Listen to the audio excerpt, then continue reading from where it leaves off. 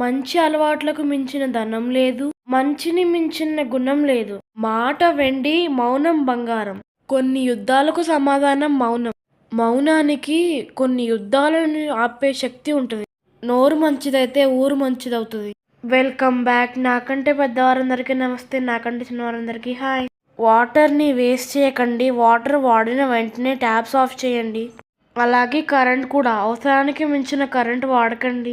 అలాగే ఫుడ్ కూడా. మితంగా వండుకోకండి, మితంగా తినకండి, మితంగా పడేయకండి. మనం వృధా చేసే ఫుడ్ పక్కన వాళ్ళ కడుపు నిండుతుందని ఆలోచించండి. ఖచ్చితంగా 8 నుంచి 10 గంటలు పడుకోండి. ఫుడ్ కంటే ఇంపార్టెంట్ నిద్ర, అది గుర్తుపెట్టుకోండి. తినే ముందు, తినే తర్వాత చేతులు నీట్గా కడుక్కోండి.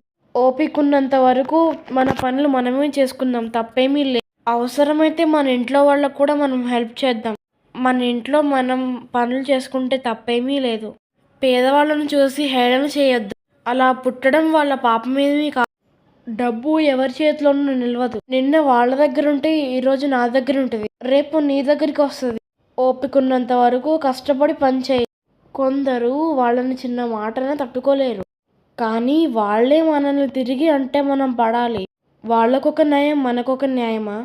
ఎదుటి వాళ్ళని చులకన చేసి మాట్లాడితే అది చాలా తప్పు. నీ దగ్గర డబ్బులున్నాయని నువ్వు బాగా తింటావు, రోజుకొక డ్రెస్ వేసుకుంటావు. కానీ మరి నా దగ్గర అంత డబ్బు లేదే. నేను ఈరోజు వేసిన డ్రెస్ ఎల్లుండి వేయాలి. నేను ఎండలో కష్టపడాలి. అలాంటప్పుడు నా బట్టలు ఎలాగుంటాయి నేను చేసే పనిని బట్టి? నువ్వు ఆ విషయాన్ని అర్థం చేసుకోవాలి కదా. ఒక్కరోజు నువ్వు కారు దిగి, షూ తీసి, చెప్పులు వేసుకొని, హెల్మెట్ లేకుండా బైక్ మీద ఒక్కరోజు నువ్వు నాలాగా తిరుగు. ఒక్కరోజు నేను చేసిన పని నువ్వు చెయ్యి. అప్పుడు నా వాల్యూ నీకు తెలుస్తుంది. అప్పటి వరకు నీకు నా వాల్యూ తెలీదు. చూడు, నేను కాస్ట్లీ డ్రెస్ వేసినా కూడా నలిగిపోతుంది. కాస్ట్లీ చెప్పులు వేసుకున్నా నాకు బురదంటుతాయి. ఎందుకంటే నేను తిరిగే తిరుగుడు అది, నేను చేసే పని అది. నేను ఇదంతా మా డాడీని ఉద్దేశించే మాట్లాడుతున్నా. మా డాడీ అలా ఎండలో కష్టపడతారు, ఎండలో తిరుగుతారు. మాకున్న బట్టలేమో మేము వేసుకుంటున్నాం, మాకున్న చెప్పులేమో మేము వేసుకుంటున్నాం. దానికే ఏదేదో మాట్లాడుతున్నారు మా డాడీని. ఆయన ఫీల్ అవ్వరు, ఆయనకి ఫీలింగ్స్ ఉండవని మీరు అనుకుంటారు కదా. ఎవ్వరికి చెప్పుకోడు అని అనుకుంటారు కదా. ఆ విషయాలు మా దగ్గర దాకా వస్తున్నాయంటే ఆయన ఎంతమంది చెప్తారో అర్థం చేసుకోండి. అంతకంటే ముందు ఆయన ఎంత బాధపడుతున్నారో అర్థం చేసుకోండి. డైలీ డాడీ ఎండలోనే తిరుగుతారు. మరి ఎండకి బట్టలు షేడ్ అవ్వవా?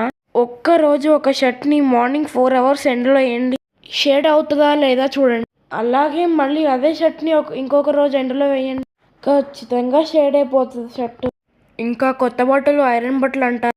మేమంత రేంజ్కి రాలేదులే అండి. ఒక పెయిర్ని మేము ఐరన్ చేయించాలంటే ఎంత ఖర్చు, అది మేము పెట్టుకోలేము. కానీ అలా మాట్లాడుతుంటే చాలా బాధ అనిపిస్తుంది. డాడీకి కూడా బాధగానే ఉంటుంది. ఆ విషయం మాతో షేర్ చేసుకుంటుంటే మేము బాధపడుతున్నాం. ప్లీజ్ దయచేసి అలా అనొద్దు. మాకున్నవేమో మనం చేసుకుంటున్నాం. నేను ఒకరోజు మా డాడీ కాళ్ళు చూపిస్తాను ఎలాగుంటాయో, అప్పుడు మీకే అర్థమవుతుంది. మనిషి పొద్దున్నే వెళ్ళి సాయంత్రం చీకటి పడేంత వరకు రారు. టెన్షన్స్, స్ట్రెస్ ఎక్కువైపోతున్నాయి డాడీకి. దానివల్ల బీపీ, షుగర్ చాలా హైలో ఉంటున్నాయి. ట్యాబ్లెట్స్ వేసుకోమంటేనేమో ట్యాబ్లెట్స్ పెట్టుకోరు. అది చెప్పాల్సిన వాళ్ళు చెప్తేనే మా డాడీ వింటారు. మేము చెబితే అస్సలు వినరు. చూయించుకుందాం ఒకసారి డాక్టర్ దగ్గర అని చెప్పినా ఎన్నిసార్లు చెప్పినా వినిపించుకోవట్లేదు. బీపీ, షుగర్ ఎక్కువైతే హార్ట్ మీద, ఇంకా కిడ్నీ మీద ప్రెషర్ పడుతుంది.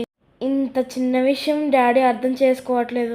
నాకు తెలిసింది కూడా ఆయనకు తెలియట్లేదు. డాడీ పైకి కనిపించరు కానీ మనసులో చాలా బాధ పెట్టుకుంటారు. ఓ పక్క ఈ సైట్లో టెన్షన్స్. చాలా ఫ్రీగా, చాలా సింపుల్గా చేసే వర్క్ని పెద్ద తలకాయ నొప్పి చేసుకుంటారు. ఆయన్ని పెట్టుకున్నంతసేపు కడుపులోనే పెట్టుకుంటారు, అవసరం వచ్చినప్పుడు బయటికి కక్కేస్తారు. ఒక్కసారిగా బాంబు పేల్చినట్టే అవుతుంది మాకు. అప్పుడు మా డాడీని చూస్తే మాకు సూర్యం అనిపిస్తుంది. ఎవరికి ఉండదు వాళ్ళ పిల్లల్ని బాగా చూసుకోవాలని. ఏ హస్బెండ్కి ఉండదు వైఫ్ని బాగా చూసుకోవాలని. ఎవరికి ఉండదు మనకంటూ ఒక ఇల్లు ఉండాలి, మనకంటూ ఒక పొలం ఉండాలని. మా డాడీ కూడా మంచియే కదా. ఆయనకి కూడా ఫ్యామిలీ కోసం సమకూర్చుకోవాలని ఉండదేంటి? ఆయనకి ఏ అవసరాలు ఉండవనుకుంటారు చాలా మంది. ఆయనకి ఫ్యామిలీ అంటే ఇంపార్టెన్స్ ఉండదు అనుకుంటారు చాలా మంది. ఆయనకి అదంటే ఇష్టం ఉండదు, ఆయనకి ఇదంటే ఇష్టం ఉండదు అనుకుంటారు చాలా మంది. కానీ నిజానికి మా డాడీకి ఉన్న ఇష్టాలు మాకు కూడా ఉండవు. మేము ఏదైనా అడిగితే ఇవ్వరు. అదే డాడీ నోరిప్పి మాట్లాడిన రోజు ఉంటుంది ఏదైనా. లెట్స్ సీ ఏం జరుగుతుందో. మేము పుట్టిన వాళ్ళం పుట్టినట్టుగానే ఉన్నాము. మాకు ఒక అందం, అలంకరణ ఏమీ లేవు. ప్రేమలు దోమలు కూడా లేవు, అన్నీ బొద్దింకలే, ఇంకా కొమ్మర పురుగులు. మా డాడీని మేము ప్రశ్నించే రోజు వచ్చింది. అంటే నేను ప్రశ్నించే వయసుకు వచ్చాము. చూస్తూ చూస్తూ అడగకుండా ఏది ఉండలేం కదా. ఎందుకంటే నేను ఉన్న వాతావరణం మా ఫ్రెండ్స్ దగ్గర చూసి నాకు కూడా అనిపిస్తుంది కదా, నేను కూడా అలా ఎందుకు ఉండకూడదని. మేమేం తప్పు చేసామని మేము ఇలాగే ఉండిపోవాలి.